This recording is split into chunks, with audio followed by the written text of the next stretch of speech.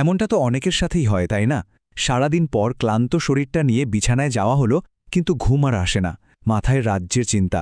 তো আজ আমরা ঠিক এই ব্যাপারটারই একটা সহজ কিন্তু দারুণ শক্তিশালী সমাধান নিয়ে কথা বলবো, যা এই ভারাক্রান্ত মনকে শান্ত করতে সত্যিই সাহায্য করতে পারে।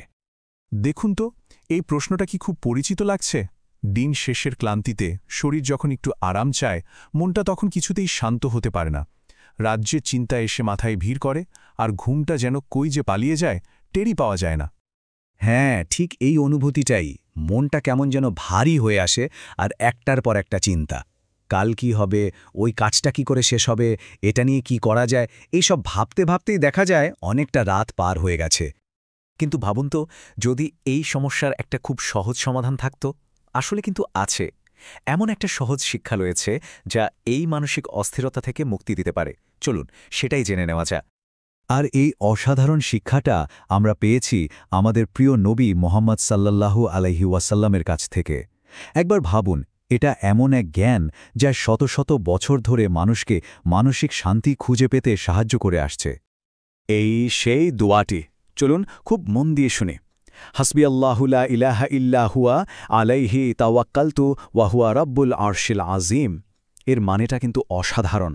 এর অর্থ হল, আমার জন্য আল্লাহই যথেষ্ট, তিনি ছাড়া কোনো উপাস্য নেই, আমি একমাত্র তার উপরে ভরসা করি, এবং তিনি মহান আরশের অধিপতি।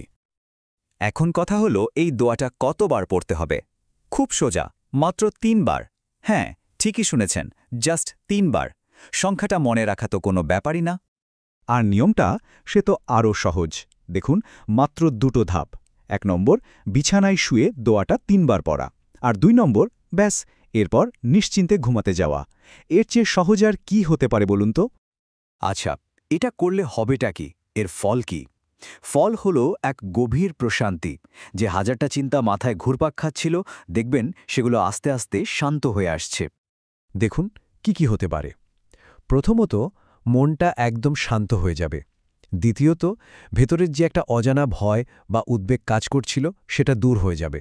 আর সবচেয়ে বড় কথা, আল্লাহর রহমতে চোখে একটা সুন্দর ঘুম নেমে আসবে। মানে, এটা আসলে দুশ্চিন্তা থেকে শান্তিতে যাওয়ার একটা রাস্তা। আর সবচেয়ে ভালো ব্যাপার হলো, এই রাস্তাটা কিন্তু প্রতি রাতেই আমাদের জন্য খোলা।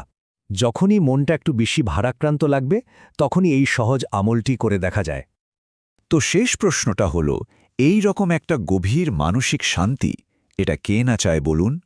যারা এই শান্তিটা খুঁজছেন, তারা কিন্তু আজ রাত থেকেই এই সহজ শিক্ষাটি জীবনে কাজে লাগিয়ে দেখতে পারেন।